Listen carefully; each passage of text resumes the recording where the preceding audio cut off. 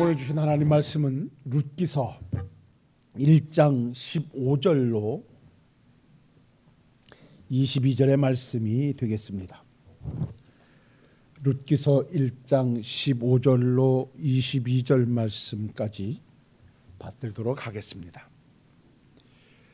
나오미가 또 이르되 보라, 내 동서는 그의 백성과 그의 신들에게로 돌아가나니 너도 너의 동서를 따라 돌아가라 하니, 룻이 된 내게 어머니를 떠나며 어머니를 따르지 말고 돌아가라 강권하지 마옵소서. 어머니께서 가시는 곳에 나도 가고 어머니께서 머무시는 곳에 나도 머물겠나이다. 어머니의 백성이 나의 백성이 되고 어머니의 하나님이 나의 하나님이 되리니, 어머니께서 죽으시는 곳에서 나도 죽어 거기 묻힐 것이라. 만일 내가 죽는 일 위에 어머니를 떠나면 여호와께서 내게 벌을 내리시고 더 내리시기를 원하나이다 하는지라. 나오미가 룻이 자기와 함께 가기로 굳게 결심함을 보고 그에게 말하기를 그치니라.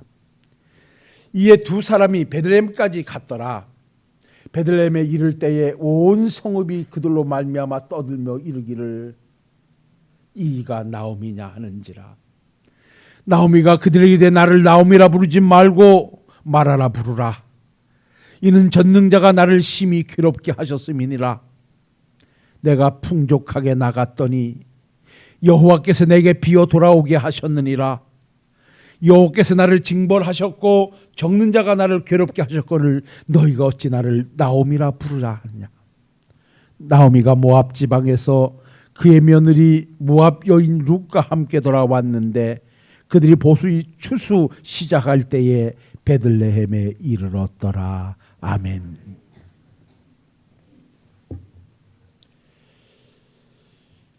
본문의 말씀을 가지고 우리가 천국 백성 되어 살고 있다면 어떤 각오와 어떤 자세와 어떤 은혜 안에 거해야겠는가 하는 문제를 가지고 1장에서 4장까지 기록된 내용으로 전장 설교를 하면서 오늘 세 번째 마지막 시간을 맞이하게 되었습니다.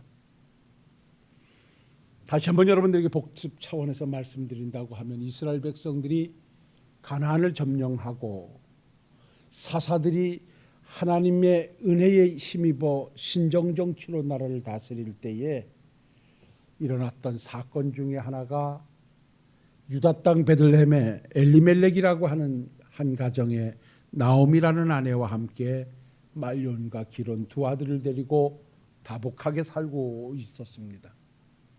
그런데 그들이 살고 있던 유다 땅 베들레헴에 흉년이 지속되는 관계로 이들이 그 흉년의 문제를 해결해 보겠다고 모압 지방으로 내려가서 흉년 문제를 해결하다가 10년이 지난 쯤에 뒤돌아보니 건강하게 풍족하게 내려갔던 남편 엘리멜렉이 죽고 성성하던 두 아들 말론과 기돈이 죽게 되어지고 10년 만에 나오미라는 여인은 이방 며느리 두 사람과 함께 3명의 여인이 남게 되었습니다. 이렇게 시간을 보내다가 그제서야 나오미는 이렇게 되어진 상황이 내가 하나님의 은혜를 입었다는 이름을 가지고 하나님을 찬양하는 백성들이 살고 있는 유다 땅, 그리고 하나님께서 구세주를 보내시기로 약속하신 베들레헴의 흉년이 들었는데, 흉년을 하나님께서 하나님의 백성들이 백성답게 살지 아니하실 때 하나님의 백성으로 살게끔 하시기 위해서 내리시는 징계 중 하나가 바로 흉년이었는데, 하나님의 징계를 오르리 받아들이지 아니하고 그 현장에서 문제를 해결하지 아니하고 자기의 수단과 방법을 동원해서 하나님이 싫어하시는 모압 땅에 내려가 해결해 보겠다고 내려갔다가 결국 더 큰 화를 만나게 됐다는 사실을 알고 그가 고백하기를 여호와께서 나를 치셨으므로 나는 마음이 심이나 아프다.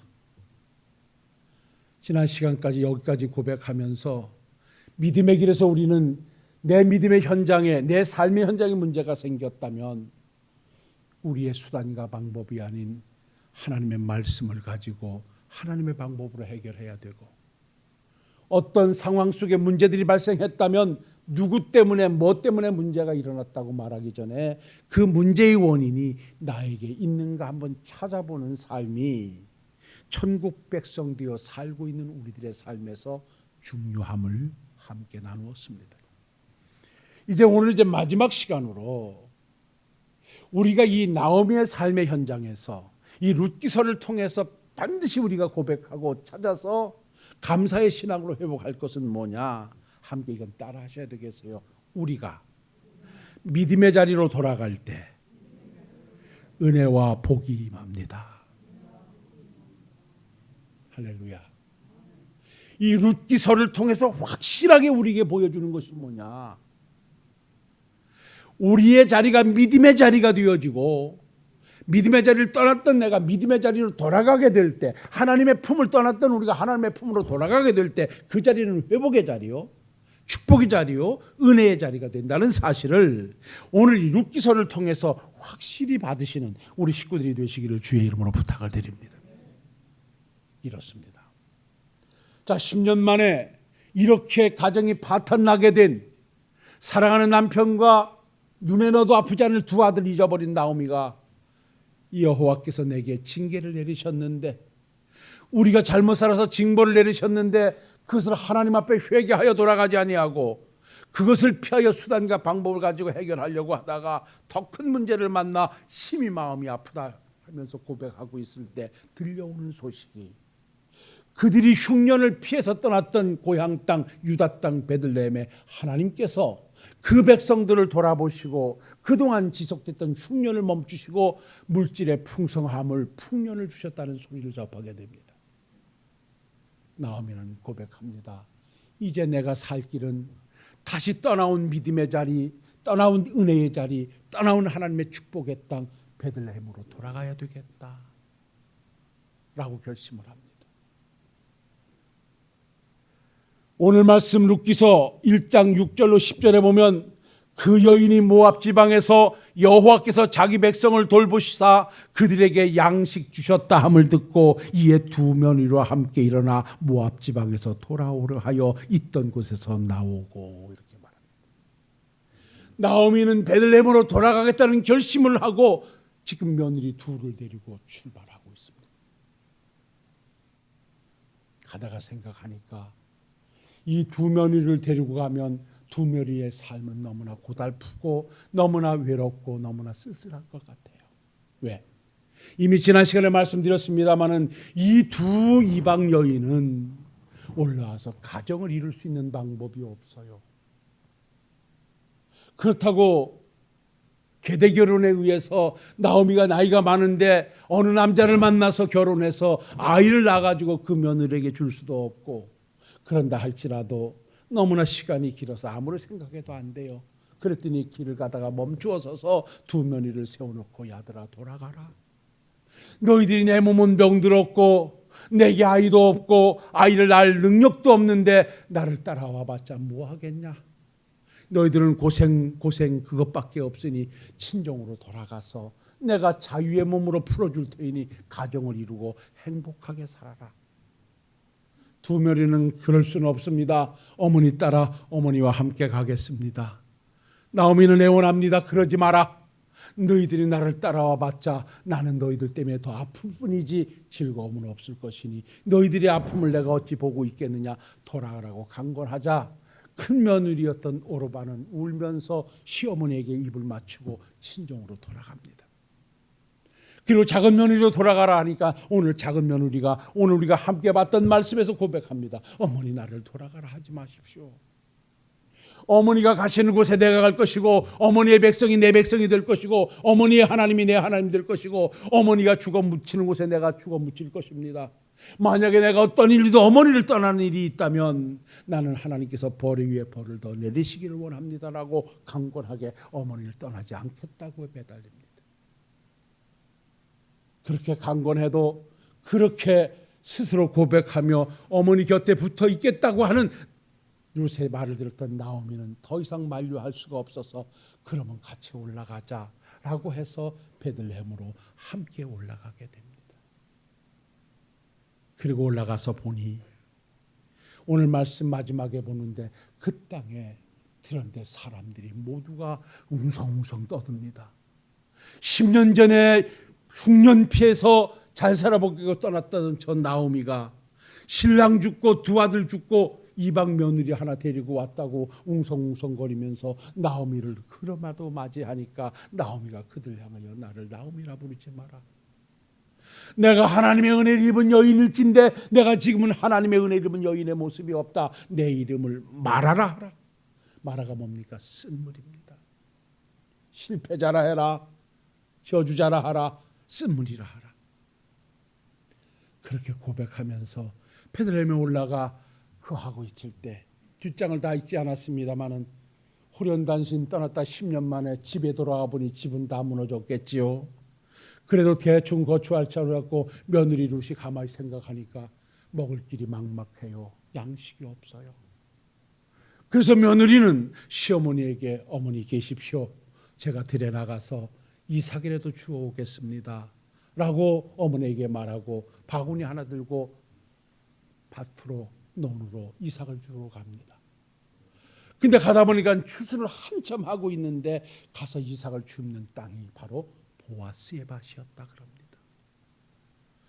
사람들이 이미 소문이 나서 저 이방 여인이 시어머니 다 늙어 병들어 아무 소망 없는데도 효성스럽게 시어머니 모시겠다고 따라온 이방 여인이란 소문을 일꾼들을 비롯해서 모르는 사람이 다 듣고 있습니다. 가서 이삭을 열심히 줍는데 그 밭 주인 보아스가 일꾼들이 일하는 현장에 왔다가 묻습니다. 저 여인이 누구냐? 예, 얼마 전에 돌아온 나오미의 이방 며느리랍니다. 보아스는 너무나 감사해서 그 여인을 불러서 음식을 먹어라, 물을 마셔라 그렇게 말하면서 다른 밭에 가서 이삭 줍지 말고 우리 밭에서 이삭을 줍거라. 내가 늙은 시어머니 모시고 와서 네가 효성스럽게 시어머니를 공경한다는 소리에 내가 감동하고 내가 또한 감사하고 있다. 사실 보아스는 엘레멜렉과 8촌간의 형제간이거든요. 그래서 룻은 거기에서 이삭을 주울 때 그 밭 주인이었던 보아스는 그 밭을 떠나면서 일꾼들에게 이렇게 말합니다. 저 여인이 단과 단 사이에서 이삭을 줍도록 해라. 너무 알뜰하게 추수하지 말고 이삭을 좀 뚝뚝 베어 떨겨놔서 이삭 줍기에 수월하도록 하라. 그렇게 말하고 떠납니다. 그래서 룻은 그 밭에서 이삭을 주워다가 시어머니를 공경합니다. 그리고 시간의 흐름 속에 며느리를 둔 나오미가 가만히 보니까 이대로 놔둬서는 안 되겠어요. 그래서 고엘 제도라고 하는 제도를 찾아냅니다. 이스라엘에게는 고엘 제도라는 것이 있는데 이것은 기업 물을 자를 찾는 것입니다. 잠깐 설명해 드린다면 예를 들어서 엘리멜렉의 가정에 엘리멜렉 그 아들 말론 기론 이렇게 해서 대가 이어져 가야 되는데 엘리멜렉이 죽었지요. 큰아들 말론이 죽었죠. 작은 기돈이 죽었죠. 대를 이을 사람이 없어요. 이때 대를 잇기 위해서 고엘 제도라고 하는 그러니까 그 망가진 사업을 기업을 어떤 사람이 사가지고 그 기업을 그 가정의 원대로 보내주는 거예요. 이것을 생각해낸 나오미가 며느리에게 이렇게 말합니다. 루사, 너 저 보아스가 추수할 때 추수하는 날 보아스가 자는 잠자리 밑에 가서 조용히 누워 있거라. 그렇게 말합니다. 어떻게 보면 좀 불경스러운 것 같습니다만은 며느리를 사랑하는 시어머니의 애틋한 사랑은 어떻게 해서라도 그 제도에 따라서 며느리를 시집을 보내야겠다는 생각입니다. 그래서 룻은 어머니의 뜻을 따라서 출 때가 한참 돼서 보아스가 즐거움에 아마 포도주에 취해 있었겠지요. 그러고 있을 때 슬그머니 보아스가 그 볏 집단 사이에서 자고 있을 때 그 밑에 가서 눕습니다. 그것을 알아챈 보아스가 말합니다. 누구냐라고 했더니 제가 은혜 있기를 원합니다. 제가 바로 룻이라고 자기를 고백합니다. 그 모든 상황을 알게 됐던 보아스는 감동을 합니다. 네가 이렇게까지 기업의 대를 이으려고 하느냐? 내가 네 뜻을 알고 네 시어머니 뜻을 알았으니 가만히 있거라. 그리고 날이 새기 전에 사람들이 알아보기 전에 이 자리를 떠나가거라. 내가 반드시 그 뜻을 이루어내겠다라고 말을 하고 난 이후에 거스름할 때 룻은 그 자리를 떠나지요. 그리고 보아스는 장로들을 모아놓고 원로들을 모아놓고 룻과의 결혼을 선포합니다. 내가 이렇게 해서 이 여인과 결혼해야 되겠소라고 말합니다. 그것이 바로 고엘 제도입니다. 그래가지고 결국은 가정을 이루게 되지요. 그래서 그 보아스가 이렇게 말하죠. 네 나이가 젊고 앞날이 창창한데 내 나이 늙어 기력도 다 했는데 네가 얼마든지 젊은 사람을 찾아갈 수 있을 터인데 늙은 나를 찾아온 것은 네 시어머니의 뜻을 받들어 그 가정의 대를 잇기 함이 아니냐. 내가 거기에 또한 감복했노라 라고 하고 함께 동침하여 아들을 낳았는데 그 아들이 오벳입니다. 오벳이 누구입니까? 다윗의 아버지 이새의 아버지입니다. 오벳이 이새를 낳고 이새가 다윗을 낳고 다윗을 통하여 예수 그리스도가 탄생하게 됩니다. 이것이 바로 오늘 룻기서의 전장입니다. 사랑하는 성도 여러분, 제가 성경을 이야기식으로 풀어갔습니다마는 여기에서 무엇을 보십니까? 베들레헴 땅에 문제가 생겼을 때 문제를 해결해 보겠다고 자기 수단과 방법을 동원해 내려갔다가 결국 더 큰 화를 만날 수밖에 없었어요. 그러나 이제 문제의 원인이 자기에 있음을 알고 하나님께로 돌아가야 되겠다, 믿음의 자리로 돌아가야 되겠다, 하나님의 품으로 돌아가야 되겠다라고 선언하고 출발하는 순간 하나님께서는 룻이라고 하는 착한 며느리를 붙여서 돕는 자를 붙여주신 줄로 믿습니다. 그리고 시므온과 며느리가 함께 손잡고 올라온 베들레헴 땅이 언제라고요? 보리 추수 시작할 때라. 그때가 파종기였더라면 굶어 죽었을는지도 몰라요. 그런데 올라간 때가 바로 가장 1년 중에 풍성하다고 하는 추수 시기에 왔다는 것입니다. 이것은 성경적으로 뭘 해석하는가? 하나님께서 돌아가는 자, 하나님께서 회복시켜 주시고 하나님께서 은혜를 주시고 하나님께서 복을 주시는데 하나님이 주시는 복은 뭐냐? 돕는 자를 붙여주시고 할렐루야. 하는 일마다 때가 맞아 돌아간다는 것입니다. 이 복이 우리 사랑하는 성도님들에게 그대로 임하실 수 있기를 주의 이름으로 축원합니다. 우리 가정에 돕는 자가 생기고 내 사업장에 돕는 자가 생기고 내 하는 모든 곳에 때가 맞아 돌아갈 때 하는 일마다 배나 축복이 여러분들의 것이 될 줄로 믿습니다. 어떤 자에게요? 믿음의 자리로 돌아가는 사람이에요. 모압 땅에서 베들레헴으로 돌아갔을 때 하나님께서는 은혜를 베푸셨어요. 성경을 보면 작은 아들 탕자가 자기 수단과 방법을 가지고 잘 살아보겠다고 자기의 재산을 가지고 아버지 품을 떠났다가 거지가 돼서 돼지가 먹는 귀염 열매를 먹으면서 그때야 비로소 이 문제의 원인이 내가 아버지 집을 떠나왔던 결과였구나 라고 고백하면서 내 아버지 집에는 품꾼이 많은데 나는 여기서 굶어 죽게 되는구나. 내가 아버지 집으로 돌아가야 되겠다.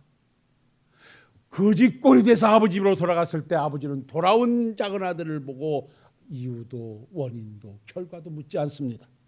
그 아들이 돌아왔다는 것 때문에 달려가 목을 안고 입을 맞추고 목욕을 시키고 가락지를 끼우고 송아지를 잡아 아들의 자리를 회복시켜 주셨습니다. 뭘 보십니까? 하나님께로 돌아가는 자에게는 하나님께서 반드시 회복의 은혜를 주신다는 것입니다. 그래서 오늘 내리는 결론은 우리의 자리는 믿음의 자리여야 합니다. 마지막 때가 되어질 때 우리는 우리의 수단과 방법을 가지고 뭐를 돌출해내려고 하는 일들이 많아질 것이라고 성경은 예고합니다. 우리는 그러지 말아야 됩니다. 믿음이 무엇입니까? 내 수단과 방법을 내려놓고 하나님의 방법을 따라가는 것이 바로 믿음의 자리입니다. 그래서 우리는 기도의 자리로 돌아와야 됩니다. 예배의 자리로 돌아와야 됩니다. 섬김의 자리로 돌아와야 됩니다. 환경을 탓하고 뭘 탓하고 코로나를 탓하고 이렇게 앉아 있을 수가 없습니다. 우리는 무너질 대로 무너졌습니다. 대한민국 교회 안에 우리 신월동 교회도 코로나 이전보다 엄청나게 어려운 시련을 겪고 있습니다. 어찌하겠습니까? 사도 바울이 고백했던 대로 풍부에 처할 줄도 알고 빈곤에 처할 줄도 알고 우리는 스스로 자족하기를 배워서 우리가 할 수 있는 것에 함께 마음으로 최선을 다할 때 그 자리가 풍족한 자리고 그 자리가 회복의 자리가 될 줄로 믿습니다. 예전에는 그러지 않았는데 이것이 교회의 정석인데 얼마든지 말할 수 있는데 그럴 힘과 능력이 떨어졌다면 지금 이 자리에서 우리가 할 수 있는 최선의 것을 하는 거예요. 성가다가 멋지게 서서 다 함께 가운을 입고 여기서 찬양을 하면 얼마나 좋아요. 그러나 지금 그럴 능력이 없다면 몇 사람이 나와서 부르는 찬송은 그 찬송과 버금가는 하나님의 은혜인 줄로 믿습니다. 항상 여러분들에게 말씀을 드리죠. 저는 여러분들에게 최상을 원하지 않습니다. 그래서 할 수 있으면 여러분들에게 제가 잔소리하지 않습니다. 세상 말로 찡찡거리지 않습니다. 왜 안 했냐고 말하지 않습니다. 왜 못 하셨냐는 것 때문에 기도는 합니다. 왜요? 여러분들께서 최선을 다하고 계신 것을 아니까요. 지금까지 잘해오셨습니다. 우리가 있는 자리가 어떤 자리인가 한번 살펴서 오늘 이 룻기서를 통해서 우리가 배운 것, 수단과 방법을 내려놓고 모든 문제의 원인은 나에게 있다. 우리 목사님이 기도 안 하고 우리 목사님이 설교도 제대로 준비 안 하고 이래서가 아니라 내가 믿음의 귀로 듣지 않아서 그렇게 하면 다 은혜가 될 줄로 믿습니다. 그렇다고 내가 준비 안 하고 하는 건 아니니까요. 나에게 문제의 원인이 있어. 그래서 그래 어쨌든 나는 믿음의 자리로 돌아가야 되겠다. 내가 떠난 예배의 자리로 돌아와야 되겠다. 기도의 자리로 돌아와야 되겠다. 감사의 자리로 돌아와야 되겠다. 사랑의 자리로 돌아와야. 그 자리가 바로 여러분들의 가정이 회복되고 삶이 회복되고 여러분들의 모든 은혜가 회복되는 복된 자리가 될 줄로 믿습니다. 함께 손잡고 이 거룩한 뜻을 받들어 하나님의 영광을 드러내는 우리 식구들이 되시기를 주님의 이름으로 축원합니다. 기도하겠습니다. 사랑과 은혜가 충만하신 아버지 하나님, 룻기서 전장을 가지고 3시간에 걸추어서 장문의 메시지를 함께 나누었습니다. 이 말씀에 함께 동참하고 함께 은혜를 나눈 우리 성도님들에게 이 말씀의 복이 그대로 임하게 하옵소서. 이제부터는 내 삶의 현장에 문제가 생길 때 내 수단과 방법이 아닌 하나님의 방법을 가져오게 해 주옵시고 문제의 원인을 다른 데서 찾지 말고 기도하지 않은 나, 사랑하지 않는 나에게서 문제를 찾게 해 주옵시고 내 자리를 믿음의 자리로 회복하는 우리 식구들이 다 되게 해 주옵소서. 예전에 열심의 자리로 회복하게 하시고 기도의 자리로 회복하게 하시고 무너진 예배의 자리로 회복하여 하나님 앞에 또 다른 은혜의 자리를 만들어갈 수 있도록 은혜도 하여 주옵소서. 예수님 거룩하신 이름으로 기도하옵나이다. 아멘.